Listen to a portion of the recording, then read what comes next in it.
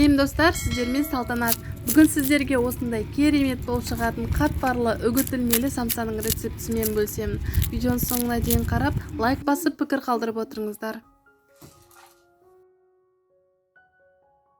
Ыдысымызға електен өткізілген ұн саламыз, біраз қасық тұз, бір дана жұмыртқа және бір стакан салқын су құямыз. Онда аз-аздан електен өткізіп қоса отырыңыздар. Тым қатты емес, тым жұмсақ емес, орташа жұмсақтықта осындай әдемі қамыр илейміз. Асы дайын болам дегенше салфан пакетпен бетін жауып, шетке алып қоямыз. Масы үшін 300 грамм фарш және 3 дана пияз, қара бұрыш, зіра, 1 ас қасық тұз. Фарштың орнына асқабақ пайдалансаңыз да болады. Енді қамырымызды 2 бөлікке бөліп, жұқа етіп жаямыз. Үшінші бөлігін қаязып қалмау үшін салфан пакетке салып, шетке алып қоямыз. Енді қамырымызды өте жұқа етіп жаямыз. Самсаны өте қытырлақ ететін де осы. Тоғымайды аламыз. Ешқандай иісі жоқ, өте сапалы тоғымайды сатып алыңыздар. Жарты бөлігін аламыз және сливочный берега сармайын аламыз. Екеуін араластырып, осылай отта қайнатамыз.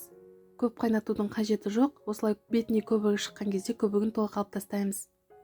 Қамырымыз толық жайылып болды. Енді майымызды барлық жеріне тегізіп, жайып шығамыз.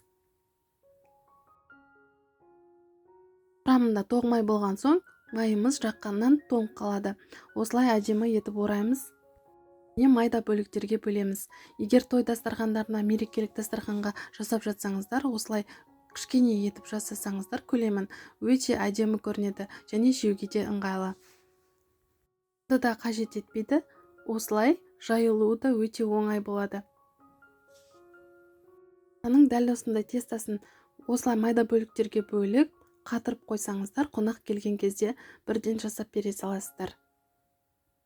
Салмасын салып, бүкіл самсаларымызды түйіп шығамыз.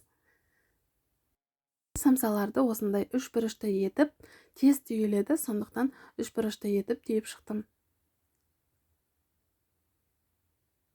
Қамыр өте жұмыс жасауға ыңғайлы, сондықтан қалай түйсеңіздер де өз еріктеріңізде. Самсаның бетіне барлық жеріне тиетіндей етіп жұмыртқаның сары уызын жағамыз.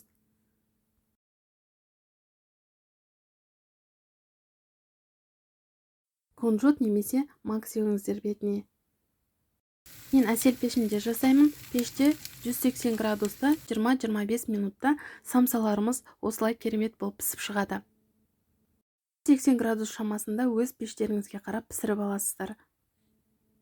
Менің рецептімен жасасаңыздар, бірінші рет самса жасап жатсаңызда өте керемет болып шығады. Міндетті түрде жасап көруге кеңес беремін. Каналымда тағы да жаңа рецепттерді жіберіп алмау үшін каналыма тіркеліп, қоңырауша белгісін басып өтіңіздер. Коммент, лайк қалдыруды ұмытпаңыздар. Қош сау болыңыздар.